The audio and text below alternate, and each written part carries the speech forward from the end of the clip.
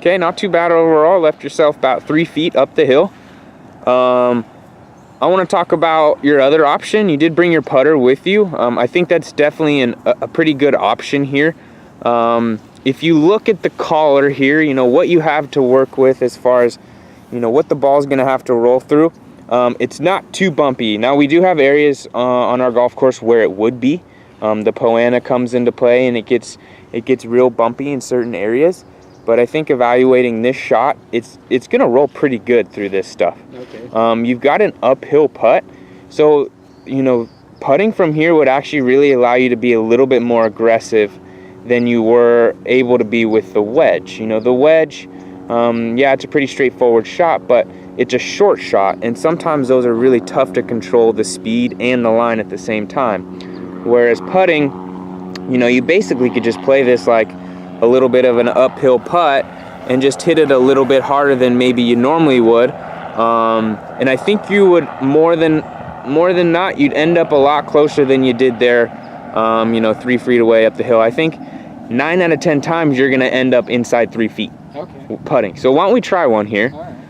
All right. You got pretty much up the hill, a little bit of a left to right breaker. We saw what the chip shot did.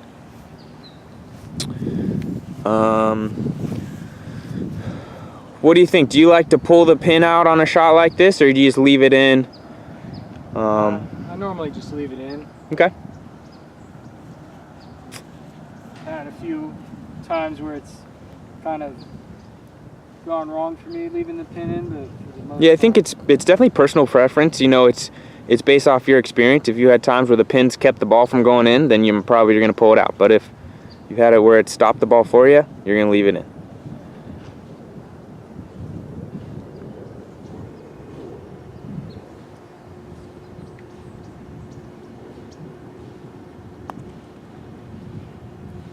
Really good putt there.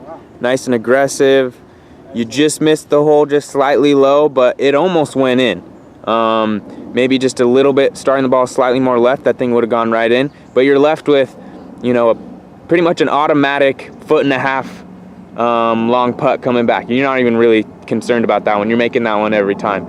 So I think, you know, just think about it a little bit more next time, or, you know, whenever you are just barely off the green. I think bringing both with you, both the wedge and the putter, is a good idea so that you have options. But evaluate the grass and what the ball is going to have to roll through. Evaluate whether it's uphill or downhill, how much break, and understand that if it's pretty straightforward and there's not a whole lot of grass that's going to keep the ball from rolling towards the hole, towards your target, I like going with the putter more often on a shot like this. definitely On the range today for about 20 minutes talking about like a pre-shot routine and using some visualization in our pre-shot routine to kind of lead into a better outcome. So I had you on the range hit 14 tee shots, modeling the 14 tee shots that we have here at Old Ranch, and visualizing the shot, going through your pre-shot routine, and then executing.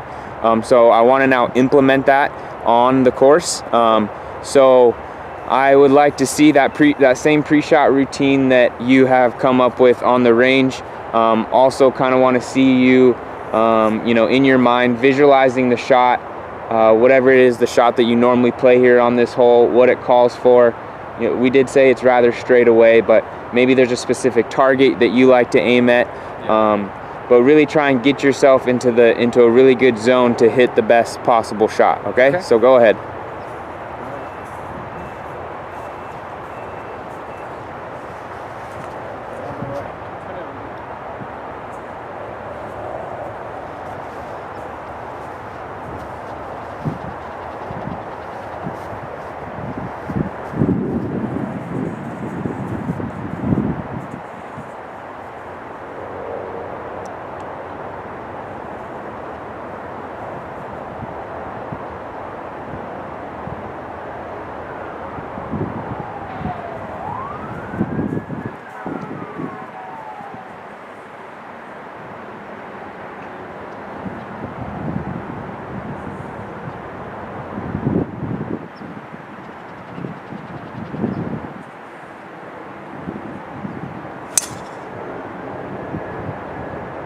Good swing.